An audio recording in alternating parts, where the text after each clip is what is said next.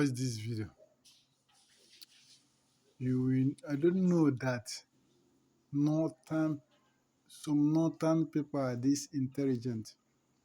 But when you watch this video, you understand what I'm saying. This man is very intelligent. He just analyzed it the way it's supposed to be.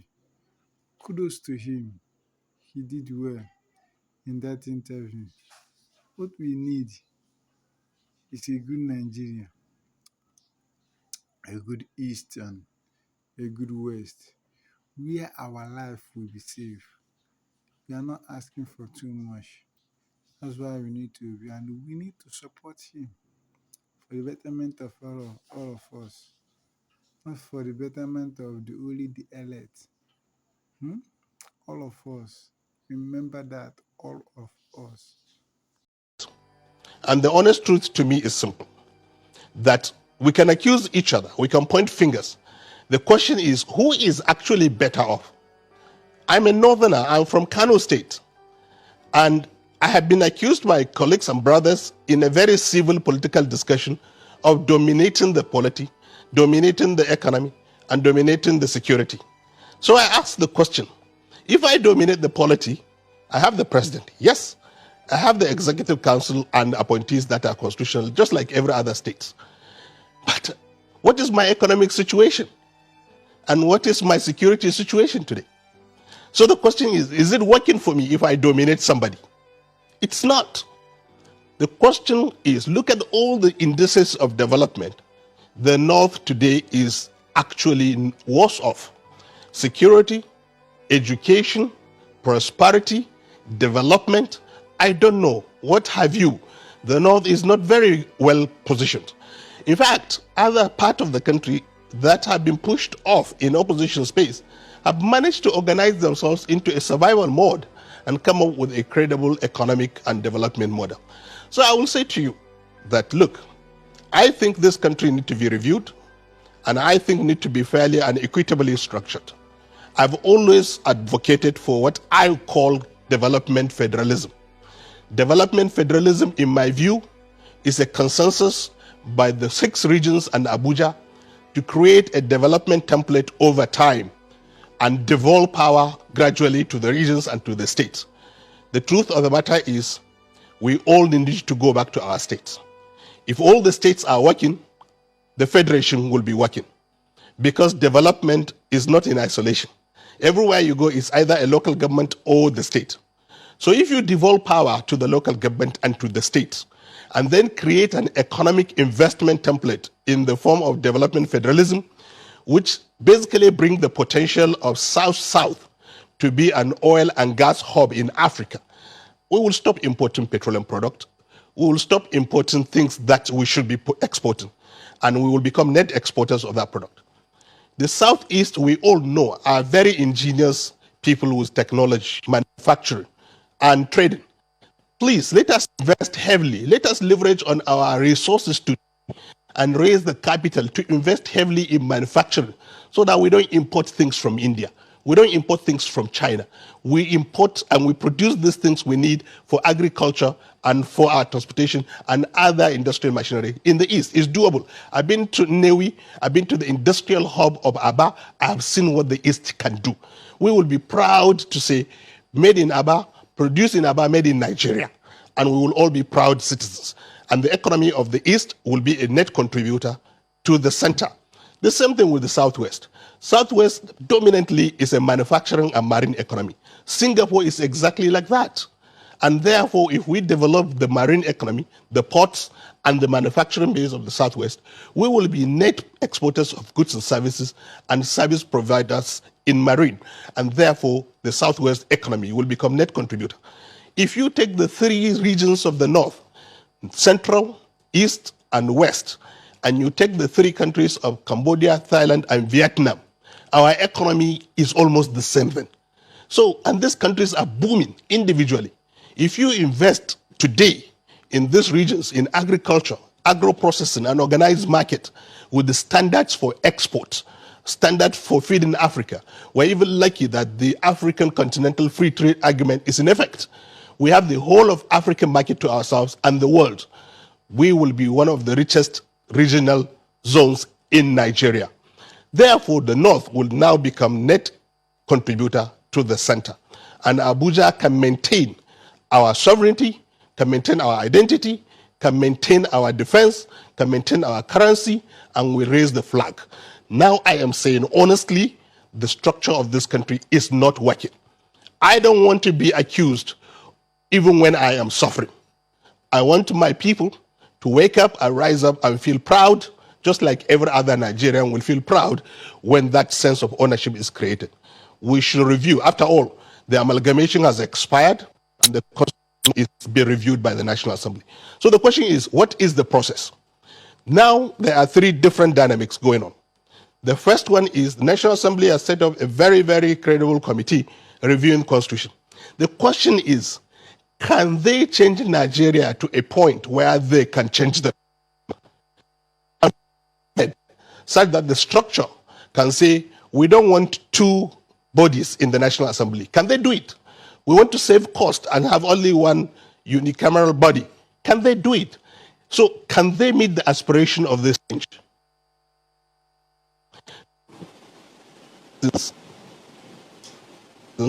Waking up to create a platform for this constitution. And the third one is the one we don't want. It's eruption, it's anarchy. And that is important. And when you mention that DSS is talking about anarchy, I get very worried because we're almost there already. That citizens are advocating for change in an undemocratic way is not where we want to be. So the government of today should actually honestly review its position, and the National Assembly, as I said, with the political parties, both PDP and APC as the major parties and other parties, to sit down and say, how do we do this peacefully? We all love each other. We all are Nigerians. We all respect each other. At individual level, we all have friends across the whole country. And honestly, everybody wants to have a giant, functional, proud country called Nigeria in Africa. Not only Nigerians, the whole black are looking up to us to provide leadership.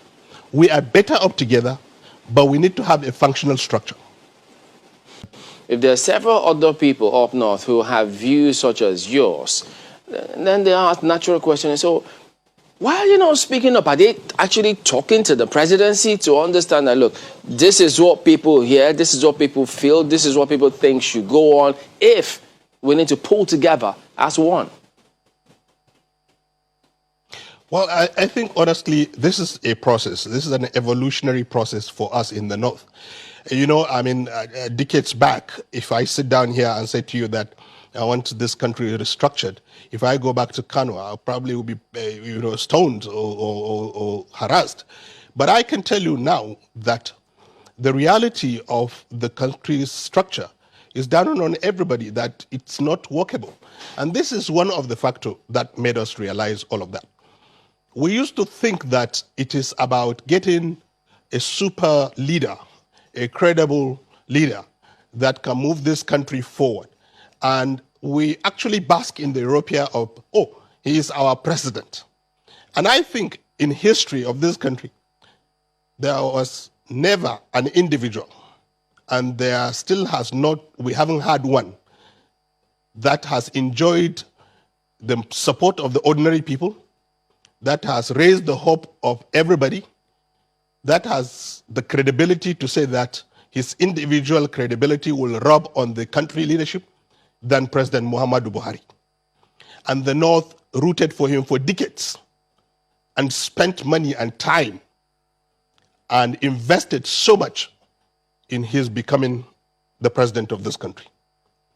Today, we are discussing all the challenges the country is facing under the same President Muhammadu Buhari. So we are coming to the realization that it's not about individuals now. It's about the system. It's about the fact that the system is cobbled in such a way that there is what I will call a pull him down syndrome. There is internal squabbles for power and positions. There are forces working counterproductively for the way the country moves forward. And all of those forces emanates from those regional dynamics, the sense, real or otherwise, of marginalization, the sense of domination, the sense of opportunity and patronage is skewed to one part of the country or one ethnic groups. And all of these perceptions are becoming reality in our life. Reality in the sense that there are examples we can show. Another most important thing was that the president was perceived to be, like we said, a general, but also a very, very credible anti-corruption crusader. He has stated this, he has demonstrated this, he has lived this. And now we are witnessing that the system can actually leak and can invite people who can actually be marauders that can wreak havoc on the system. Unfortunately, the president's capacity and individual integrity did not stop all of that. So we are coming to a point where we are saying, you know what? It's not working anymore. And I'm not alone in this. I can assure you. Are you making excuses? Are you making excuses for the president?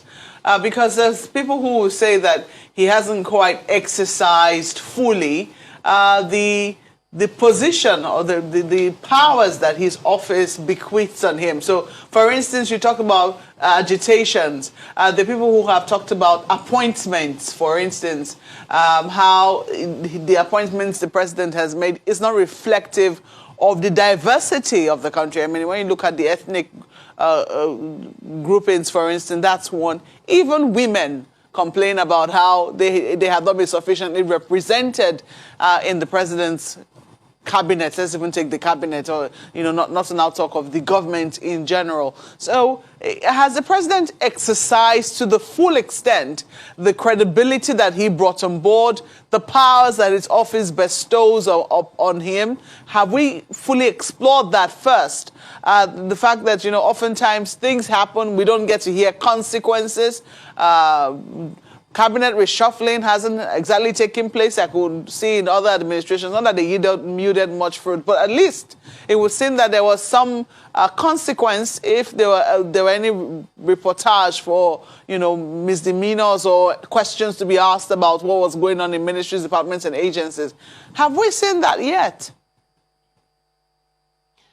I have just said to you that one of our despair is that the president hasn't manifested as the General Muhammadu Buhari we voted for. And therefore, like you rightly observed, Mofe, that he has not applied himself as his attribute, as he was known. In fact, we always joke within the cycle of a young generation that we voted for General Muhammadu Buhari and we have President Muhammadu Buhari. Two very different people. And honestly speaking, you've always highlighted that, cabinet appointments, oppositions is skewed towards a section of the country and people.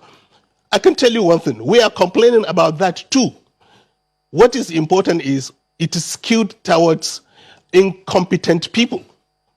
There are people in this administration that are not capable of managing their space. They are brought. We have a history of this administration. There were days we discussed about cabals running this country. We all knew many, many people came on board during those days and how they came on board. I'm sorry to say that is where the foundation of the problem started. And because this administration, like you rightly pointed out, has not restructured itself, has not purged itself of some of these people, we still live today paying the price of those people's incompetence. It is unfortunate that, honestly, we are suffering. Look, you can say anything you want about that it's our party, it's our government, it's our president. Yes, the KPIs are very clear. The KPIs, after 6 years, we have only 2 more years. Next year, by now, it will be full political storm in this country. Nobody will be talking about the president's and the development agenda. I am telling you, it is time for stock taking. As a party and as a government, I will say that we have lost a golden opportunity to translate those personal attributes of Mr. President, of anti-corruption, military experience, and his passion for the poor to lift people out of poverty, to secure the lives of people, and to fight corruption in this country. How widely shared are these sentiments that you express so boldly on television. How widely shared is that within the ranks of the APC? Oh, Mope, I want to tell you that I actually was relieved of my position as Commissioner of Works in Kano because of the same view, and I still stand by them. This country should be ruled democratically. This country should be ruled equitably and justly, and competent people should be brought on board our administration so that we will not be in this situation we are discussing now. And I want to say something very important. As much as we keep talking about what Buhari should do, I want to let especially generations from my age downward know that these gentlemen have been around for 40 years. Nigeria has given them everything. Most of the generations in power today were around 1999. So I will say this very clearly, another bold statement. I'm calling on young political generation, young Nigerians, to find a coordination platform, not to agitate for an anti-democratic changes, but to harness our energy towards a very credible democratic change. We will not and we should not succumb to the political machinations of these generations that has put us in this situation. We must find the platform at our local government level and at our state level to coordinate ourselves. We are greater in number, and democracy is about number. We should find a common ground, and we already have. And the common ground is simple: a functional, respected, and democratic Nigeria. We need that to happen, and the only way we can do that is to do 2 or 3 things. One, at our local government level, start organizing ourselves, women and youth, and take positions of party and contest. At state level, that is the most important part of this federation. We're doing our best in Kano to coordinate young people to create the necessary shift in the paradigm of power and the change we desire to see. In Nigeria, we need to apply ourselves properly so that we make a bid for the leadership of this country, even as other elders are also making a bid for it. There are only 2 outcomes. 1, we negotiate our space, or 2, we win the space. If we do this, we can change Nigeria. But before we do all of that, we have to agree on a one democratic, indivisible, restructured, functional, and respected nation.